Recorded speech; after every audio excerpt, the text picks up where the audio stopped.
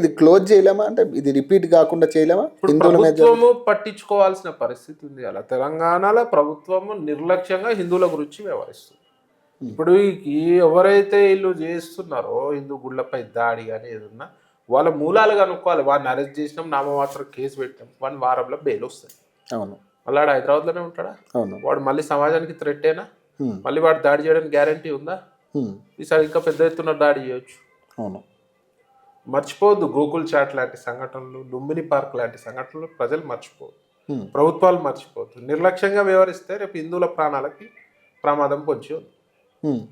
So దీనిపై తక్షణం ప్రజలల్లా మేలుక ఐక్యమత్యం వచ్చి ఈ గవర్నమెంట్కి వ్యతిరేకంగా పోరాటం చేయాల్సిన పరిస్థితి రానున్న రోజుల్లో. ఇప్పుడు ప్రజలు కూడా అదే పరిస్థితులు ఉంది. ఇప్పుడు హిందువుల గురించే మనం మాట్లాడుకుందాం. ఎక్కడైనా ఒక ఇన్సిడెంట్ జరిగినప్పుడు చాలా మంది హిందువులు భయం అనే ఒక ముసుగులో ఉంటున్నారు కదా. 100% దీంట్లో బయటకు వచ్చే పరిస్థితి బయటికి అదే రావాలంటున్నా.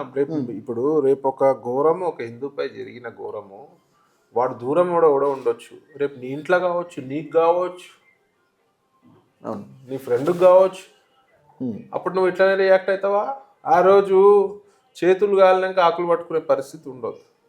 ఇవాళ ఇప్పటి నుంచి ఐక్యమత్యంతో ఉండి ఎవరైతే యాంటీ హిందూ కార్యక్రమాలు చేస్తారు, let it be Congress government, let it be anyone else, వాళ్ళకి గట్టిగా బుద్ధి చెప్పాల్సిన పరిస్థితి. ఇలా దీనికి బుద్ధి చెప్పాలంటే ఐక్యమత్యం కావాలి. హిందువులలో ఐక్యమత్యం తక్కువ.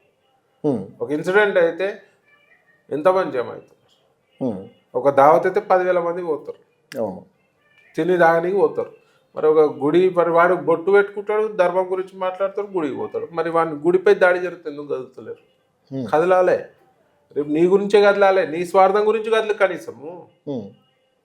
నాకేమైంది, ఆయన ఉన్నాడు కదా చీకోటి, ఇప్పుడు ఆయన పోతాడులే, అంతే అంతే.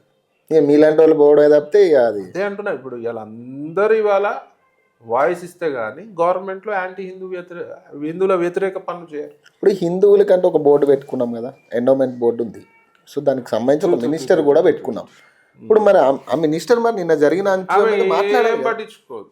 ఎలా పాపం వాళ్ళది ఏం తప్పు? ముఖ్యమంత్రి టోపీ పెట్టుకొని ఓపెన్గా కాంగ్రెస్ పార్టీ ముస్లింల పార్టీ, ముస్లింలు ఉంటాం, కాంగ్రెస్ పార్టీ